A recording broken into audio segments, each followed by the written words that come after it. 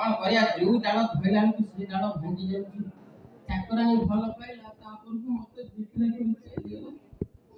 କଣ ମୁଁ କରିବି କିଛି ଚିନ୍ତା କରିପାରୁନି। ନାହିଁ ମୁଁ ଗୋଟେ କାମ କରିବି, ମାଲୁ ତ ପଳେଇବି, ଚୁଙ୍ଗୁଡି ଆଣିବି, ଆମ ବ୍ରହ୍ମପୁର ହାଟରେ ବିକିବି, ଆଗାତରେ ଚଳିବି, ନୋ ଟେନସନ। ଆଗ ଘରେ ଚାକିରି କରିବି, କଣ ଦରକାର ଆମ ମାର୍କେଟ ଏ ଜଣ କଣ ତୋର ନଜର